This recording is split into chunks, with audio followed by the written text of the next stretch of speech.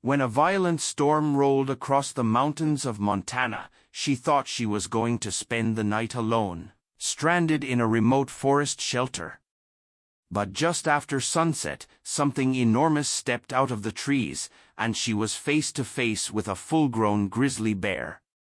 Instead of attacking, the bear curled beside her, silent and soaking wet, as if seeking warmth, not a fight. They survived that night together. Then the bear disappeared. Months passed. The woman thought it was a one-time miracle of nature until the bear came back.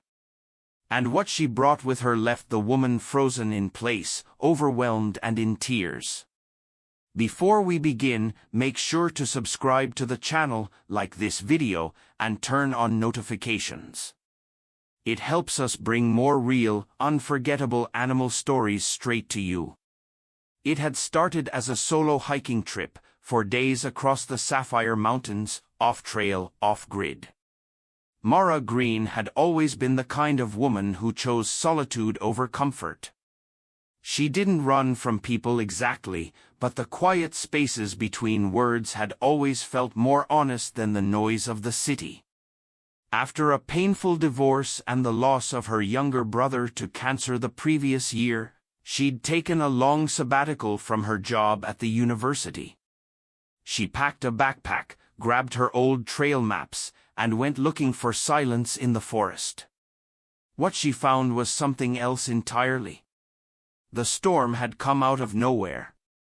Mara had reached the edge of a steep ridge just past midday when she noticed the clouds shifting unnaturally fast. By the time she reached the nearest trail marker, the wind was howling hard enough to bend branches. Rain followed like a wall. Visibility dropped to nothing. She had no choice but to take shelter. There was an old fire lookout cabin she had passed on her way up, barely more than a structure of logs and rusted nails, but with a roof and a door that shut. She ran back toward it, soaked and stumbling. When she pushed open the door, the air inside smelled like mold and pine, but it was dry. She lit a small lantern, laid out her sleeping bag, ate half a protein bar, and waited. The storm grew louder. The roof creaked under the weight of water and wind. Branches slammed against the side of the cabin. Mara curled up by the wall, hugging her knees, the lantern flickering. Then she heard it, not the storm, not thunder, a sound outside. Heavy, rhythmic, purposeful footsteps. Mara froze. Another step. Then a low, breathy exhale. She reached for her bear spray but didn't uncap it. And then, the door creaked open. Slowly, as if nudged by something massive and careful. Mara didn't breathe. In the flickering light, she saw it. A full-grown grizzly bear, wet and glistening, stepped halfway into the doorway. For a second, time collapsed. She didn't scream. She didn't move. And the bear didn't charge. She simply looked at Mara, head slightly tilted, then stepped inside, slowly, with surprising grace, and curled up in the far corner of the cabin. The next 2 hours passed in surreal silence. Mara watched the bear. The bear, it seemed, watched the storm. Neither of them made a sound. Outside, trees snapped. Wind screamed. Inside, two creatures, one wild, one human, sat together in the same fragile shelter, surviving side by side. When dawn came, the bear stood, shook off her fur, looked at Mara once more, then stepped out into the wet light of morning and vanished into the trees.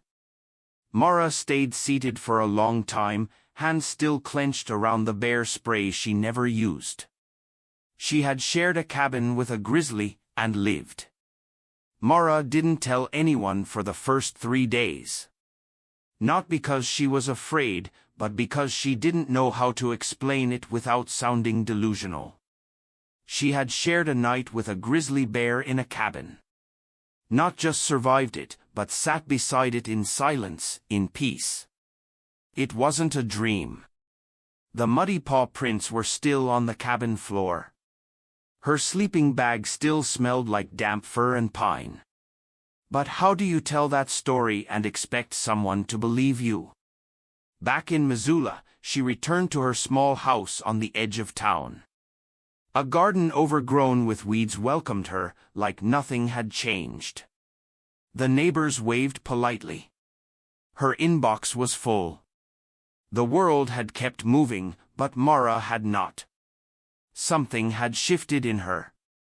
A kind of stillness she couldn't shake, like part of the forest had followed her home. It started with the scratches, 3 thin, deliberate marks etched into the old wood post by her back gate. At first, she thought it was a raccoon. Then the paw prints appeared, large, precise, in the soft soil just beyond her garden fence. She stared at them for a long time, half waiting for them to vanish like something imagined. But they were real. Then came the bones. Clean. Arranged. Not gruesome, almost ritualistic. A cleaned rabbit skull left beneath her porch swing one morning, perfectly centered on the welcome mat.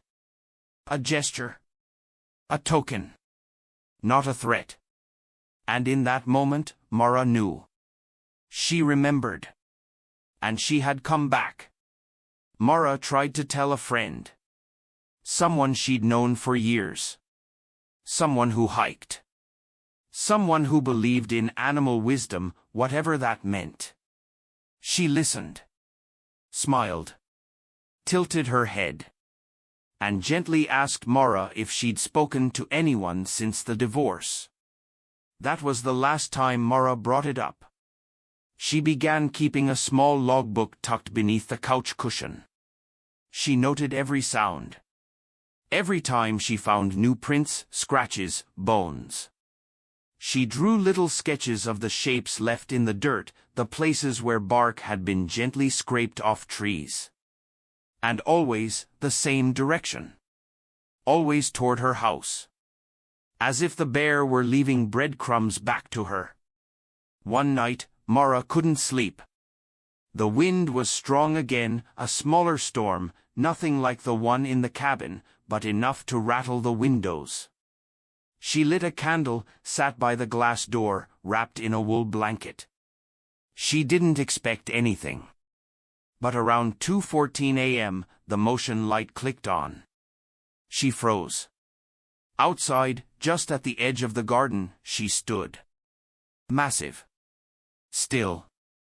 A silhouette of memory and muscle outlined in pale light. The grizzly didn't move, didn't make a sound. Mara pressed her palm to the glass. The bear turned her head slightly, not startled, not aggressive. And in that look, Mara felt it again. Recognition. Then, slowly, the bear turned and walked back into the trees. The next morning, Mara found something on the porch. Not bones. Not a threat. A smooth river stone. Scratched into its surface, as if by claw or fang, was a crooked mark, a spiral, almost like a fingerprint or a path. She stared at it for minutes, then whispered to herself, "You came back," and felt the tears gather, not from fear, but from something she hadn't felt in years, meaning. The spiral on the stone wouldn't leave Mara's mind.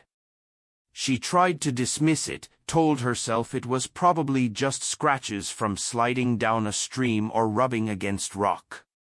But she couldn't ignore the way it had been placed, deliberate, centered, waiting on her porch like a message left in a language older than she understood. The next morning, Mara packed a small bag, just water, a map, and a flashlight. She didn't tell anyone. She hadn't told anyone anything in weeks, not since she realized no one believed her. She left at sunrise, following the back trail that led from her garden to the ridgeline. It was the same route she used to take with her brother years ago. He had loved it, especially in early fall, when the leaves began to crisp and the deer paths cut clearly through the brush. Mara walked slowly, watching everything. After about an hour, she saw the first sign: a pine branch snapped clean at the end and wedged horizontally between two trunks. It wasn't natural. Something had placed it there. Farther up, she saw more claw marks, faint but fresh, tracing along bark at shoulder height. Too high for any dog. Too low for elk. It was her. The bear. She was leading her. By mid-morning, Mara reached the base of a narrow ravine. It wasn't on any official map, but she remembered it from childhood. They used to call it Whisper Hollow because the wind there always seemed to hush, no matter how strong it was on the ridge. It was quiet now too quiet. Mara crouched near a fallen log, scanned the area, and then she saw it, a low cave opening beneath an overhang, nearly hidden by fern and moss. And just outside, more stones. Not scattered, arranged. 6 river stones, different shapes and colors, placed in a loose circle. In the center, a small pile of leaves, twigs, and what looked like soft animal fur, grayish-white, delicate. Mara's breath caught. She stepped closer. The circle hadn't been made by accident. It wasn't human. It was instinct. Pattern. Ritual. She knelt down, gently touched one of the stones. It was warm, not from sunlight, but from proximity. From life. Then she heard it, a rustle from within the cave, a soft grunt, and then a sound she hadn't heard in years. A sound she'd only ever heard once, when her brother brought home a pair of abandoned fox kits to rehabilitate. A cry. Small. High-pitched. Newborn. Mara's chest tightened. She stepped back just as something moved at the mouth of the cave. The bear. The same Grizzly from the cabin. She appeared without a sound, emerging from the shadow like a ghost wearing flesh. But she wasn't alone. Behind her, nestled against her flank, were 2 cubs. Tiny. Blinking. Wobbly on their legs. Mara froze. The bear didn't growl. Didn't posture. She simply stood there, her breathing calm, her gaze locked onto Mara's, not in warning, but in invitation. Mara dropped to her knees. She didn't cry right away. It was too big for tears. Too full of something ancient. The Grizzly had survived that storm. And not just survived, she had lived. She had carried life forward. And somehow, for some reason, she had brought Mara here to witness it. Not to threaten. Not to hide. But to share. As if that night in the cabin had bonded them beyond survival. And this moment, was a return of that trust. Mara sat for over an hour, just watching. The cubs nursed. The mother bear closed her eyes, resting, but alert. And Mara, still and silent, felt something crack open in her. A part of her that had been locked away for years. Since the hospital. Since she held her brother's hand as the monitor flatlined. A part of her that thought she'd never feel life move forward again. But here it was. Right in front of her. And it had 4 paws and a heartbeat. The visits became a rhythm. Each morning, Mara would pack a small bundle, berries, fish scraps, sometimes even boiled eggs, and walk the trail back toward the ravine. She never approached too close. The bear never demanded more. It wasn't dependence. It was something else. Respect. The cubs were growing fast. In just a few weeks, they were bolder, wobbling farther from the den, testing roots with tiny paws, tumbling into each other like softened thunder. Mara named them in silence, Ash and Ember. Not out loud. Only in her journal. Only when she wrote at night by candlelight, retelling the quiet stories of each visit like prayers she didn't want to forget. And she never took photos. Not once. She knew what would happen if she did. Some things are too alive to be captured. But the world had started to notice. It began with boot prints.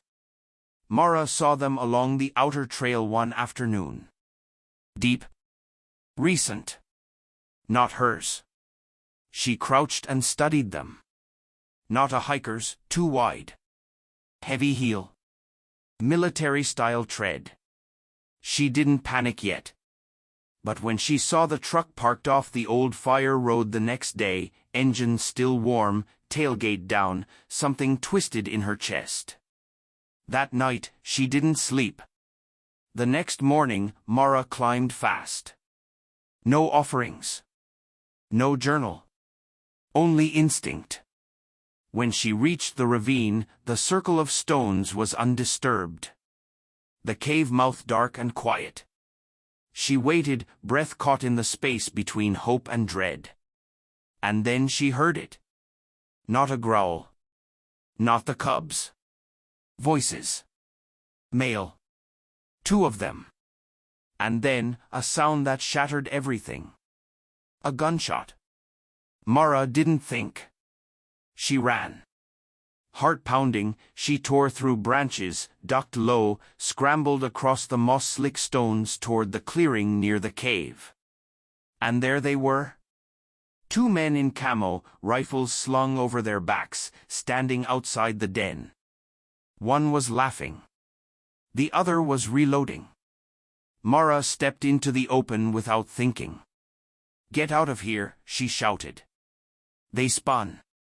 One raised his rifle halfway, confused. "What the hell?" "She's got cubs in there," Mara said, voice shaking. "You fire again and she'll defend them.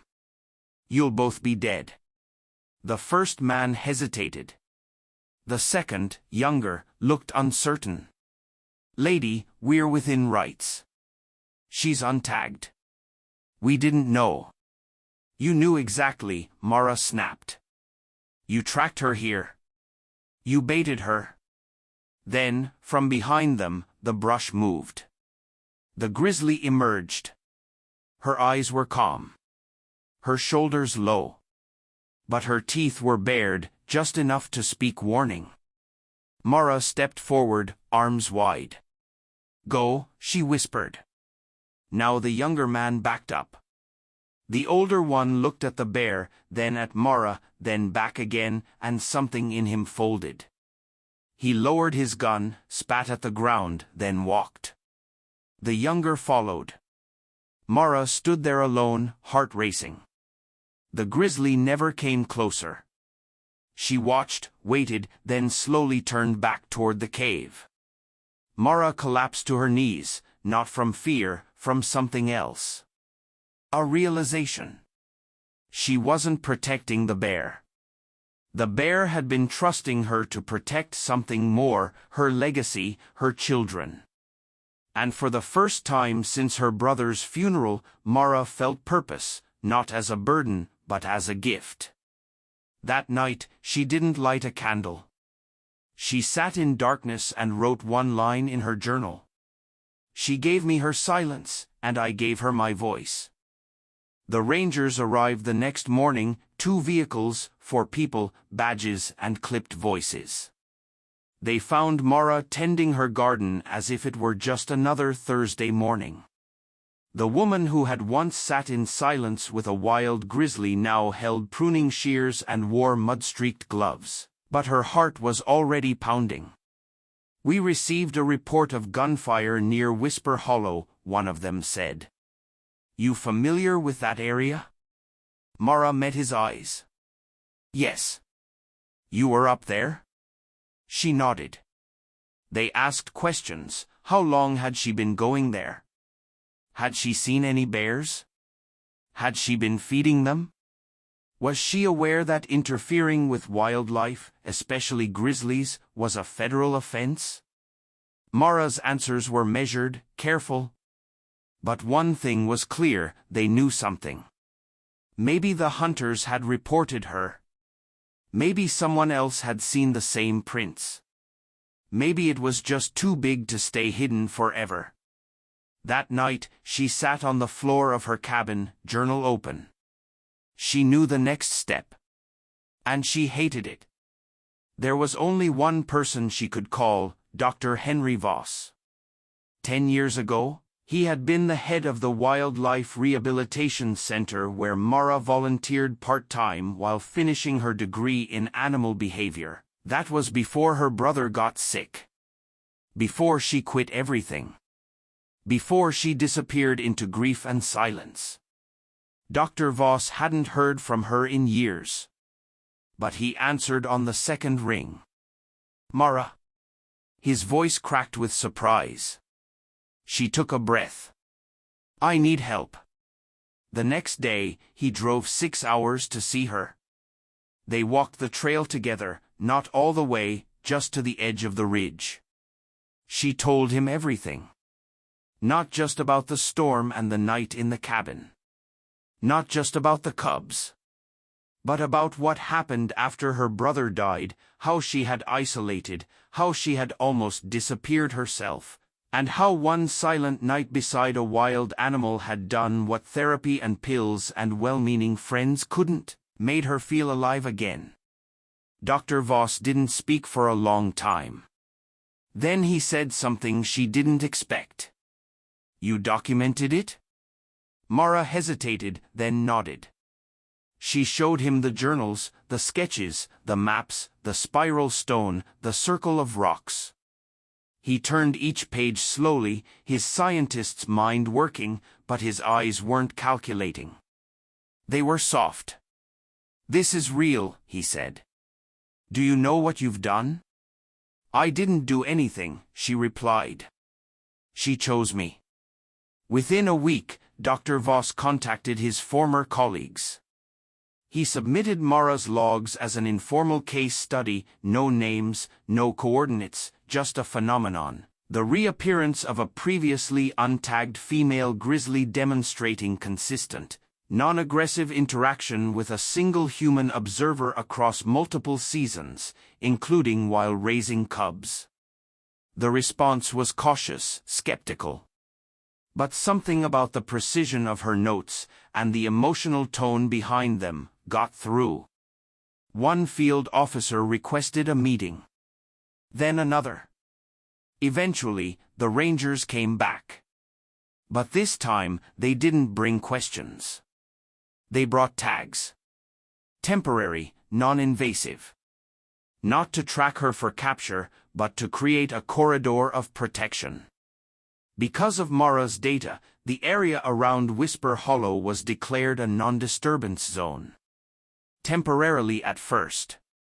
Then permanently, after one of the cubs was spotted on camera 2 months later.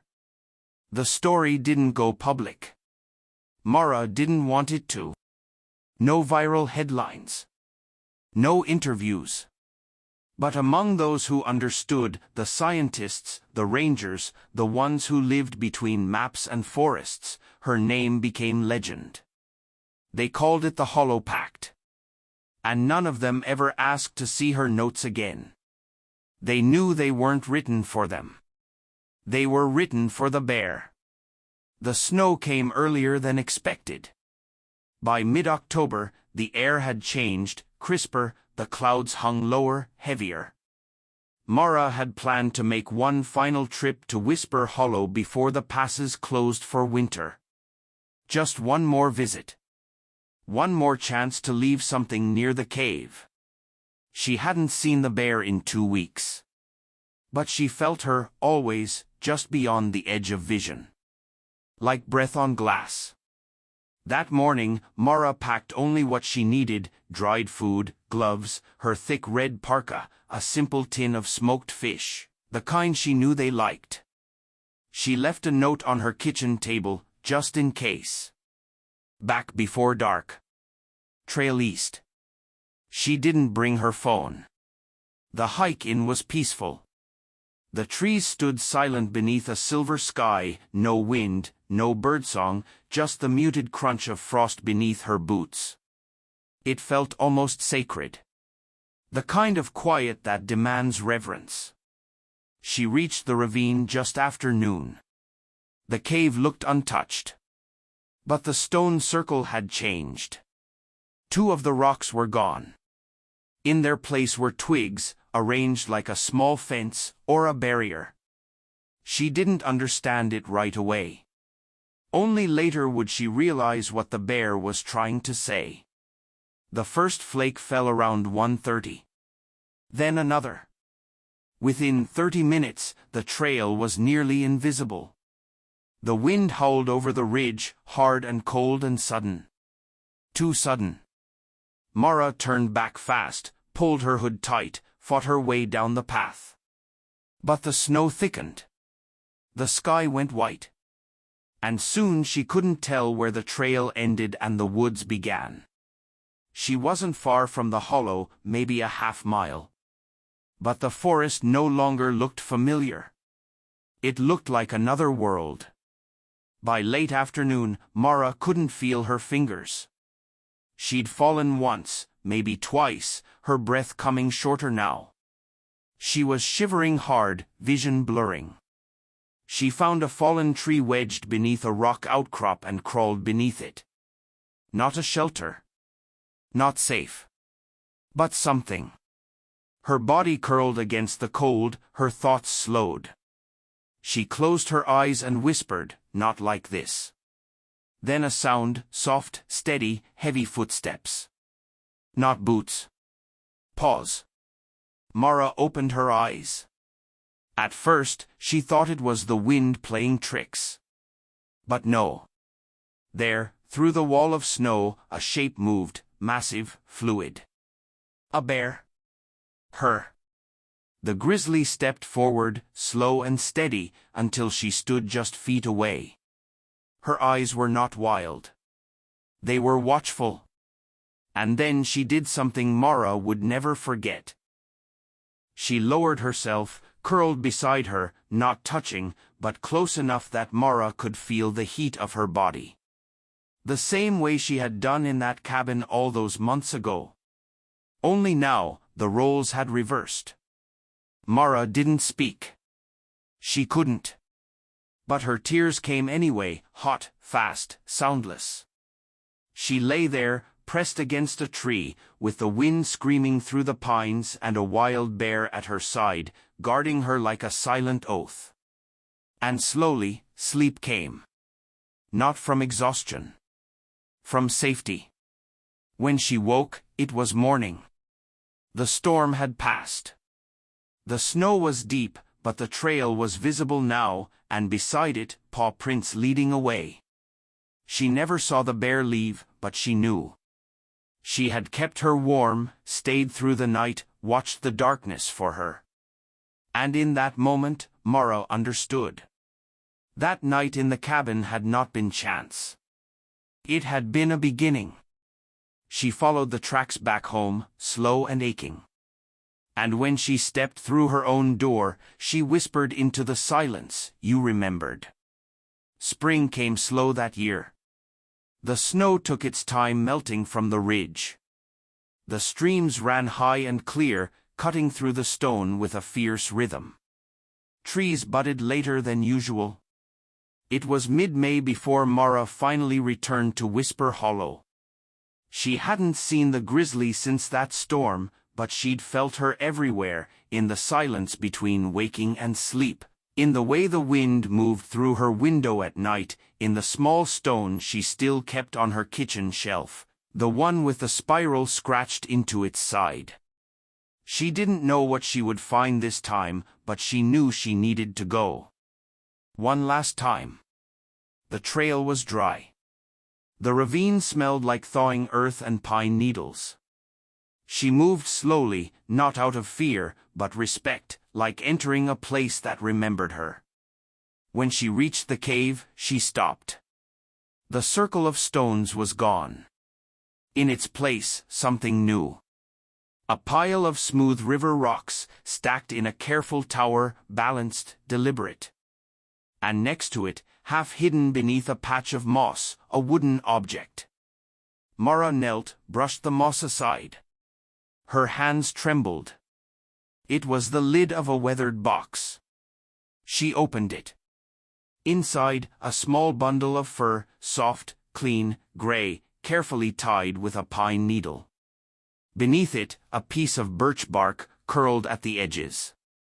And on it, a mark. A single curved line. A spiral. Drawn not with a pen, but with claw.